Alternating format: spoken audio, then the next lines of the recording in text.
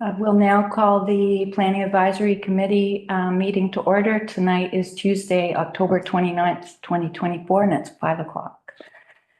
First, we'll proceed with item number 2, approval of the agenda. That the agenda for the Planning Advisory Committee meeting of October 29th, 2024 be approved as presented. Do I have a mover? Leanne, and a seconder, Mayor Shankar. All in favor? Motion carried. Are there any declarations of interest this evening? No.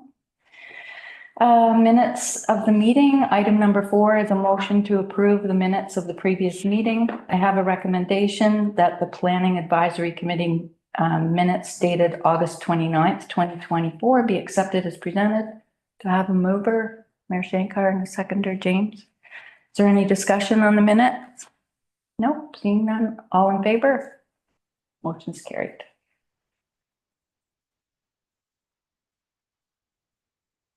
First on the agenda, item 5.1. Item 5.1 is a PAC report 21-2024 regarding a CIP application for the downtown area located at 121-123 King Street West. Recommendation reads that the Planning Advisory Committee approve the Community Improvement Program application number 2024-19 in full for 121-123 King Street West under the downtown area to a maximum of $2,400 in non-repayable property improvement grant funding. Can I have a mover and a seconder for discussion? James and Leanne, and Dana will speak to the report. Thank you, Chair Young. Through you to the committee. We have an application before you for 121-123 King Street West. You'll be most familiar with these properties that currently house Old Magic and Amazing Photography Studio and Gallery. Old Magic has been located here for 7 years, and Amazing Photography Studio just opened this past summer. And upon opening, the photography studio was in touch with the owner and expressed interest in repainting the facade, which the owner had been planning on doing anyways. So they've collaborated on the project in consultation with Old Magic as well to come up with the color scheme, which you'll see there. There's a mock-up that's been included with your application. It's definitely fits with our approved color palette. The facade will be gold black with gold trim, which you can find in a couple other properties in the downtown, and I think would be a nice complement to the actual specific businesses that will be located here. And the property owner is applying for CIP grant funding for up to $2,400. And the total value of the project is estimated at $4,400. As you've probably seen, they have started the work a couple of weeks ago just because the weather is turning quickly. So they have commenced with the work. They are scraping all of the paint off, which has been a very large project, and we'll be proceeding with repainting in the next couple of weeks. Taken a bit longer than expected. I think they've run into some oil-based paint issues there that have delayed some of that. So it is moving forward, and they do meet all eligibility requirements as well. So we're recommending full approval of the requested funding. Thank you, Dana. Is there any discussion on item 5.1? Leanne?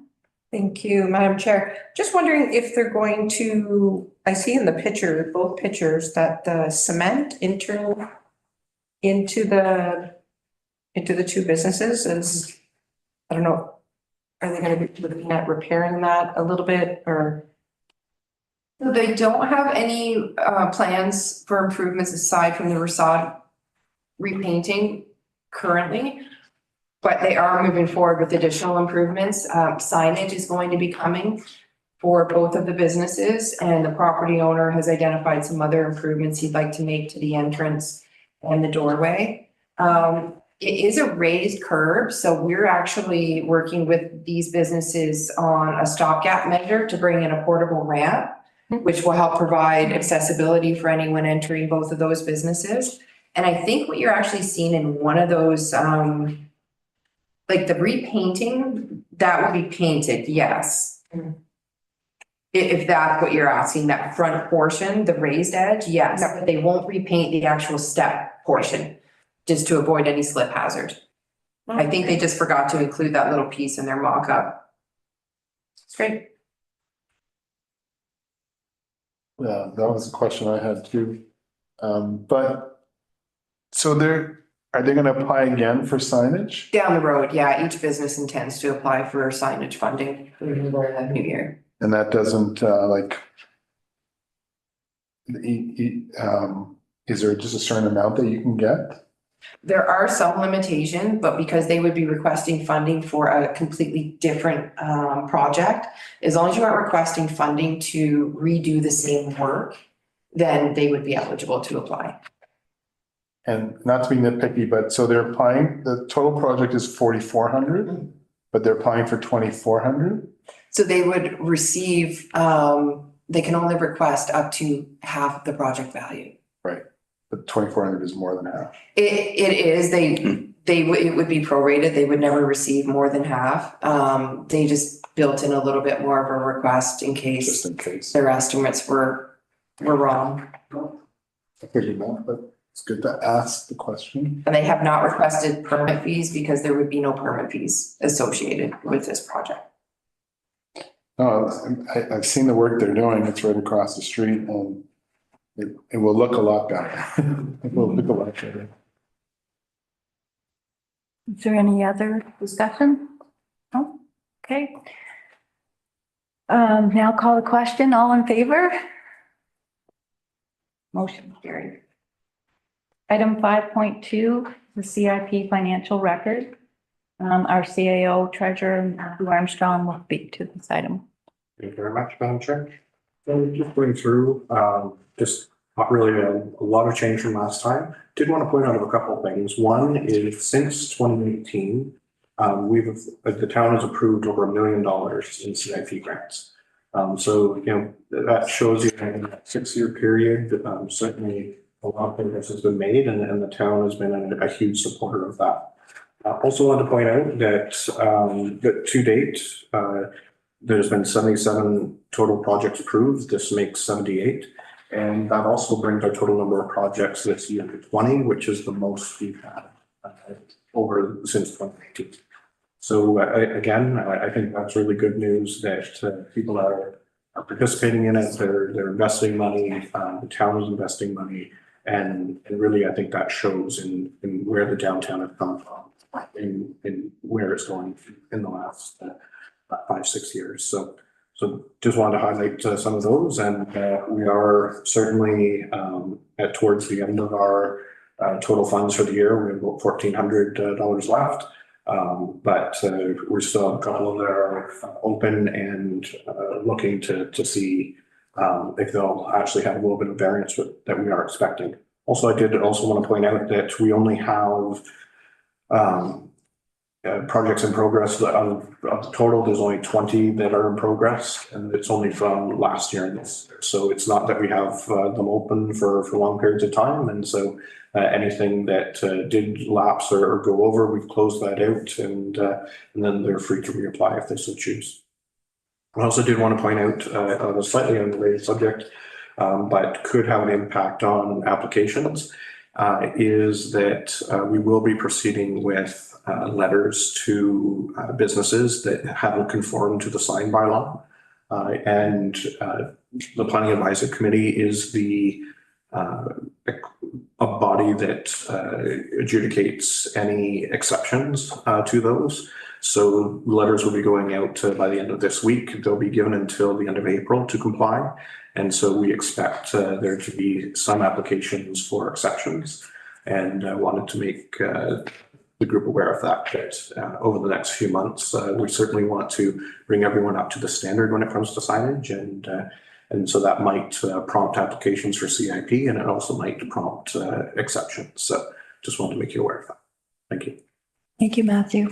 I think one other thing it shows is that the word is getting out if we've had that many new projects this year. So that's great. Can I ask a question through you of Matthew? Matthew, so as I look through the summary there, I see a bunch that are closed, approvals that were closed. Mhm. Is there any avenue for them to come back to the committee. Like some of them haven't been paid even $1, and some of them are, paid a little less than that. Less than their amount. They would be able to come for new projects, not for projects that have already been completed. So if the project happened 3-4 years ago, they didn't submit any expenses to that sort of thing. We've given them notice that we're closing this out. They still didn't submit anything. And so if they want to, now apply for something new, we wouldn't hold that previous application if we closed it out and nothing was paid, that the clock would automatically be reset, as opposed to having to wait so many months or years. Okay, so if we haven't paid anything, does that mean they haven't done anything? It's quite possible that some have done it and didn't submit, or that they are no longer eligible due to a number of the criteria that we have, that you have to maintain eligibility through the course of the project.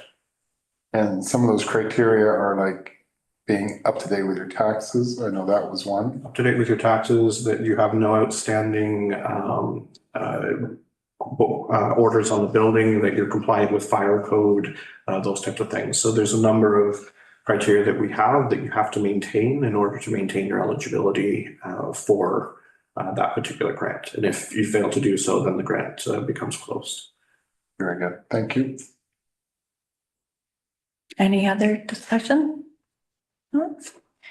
Moving along to item number 6, new business. Does anyone have any new business to bring forward?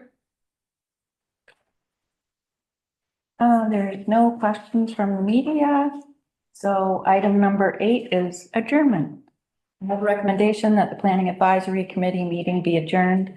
The time is 5:12. We have a mover. Shankar, seconder James, all in favor? Thank you, everyone.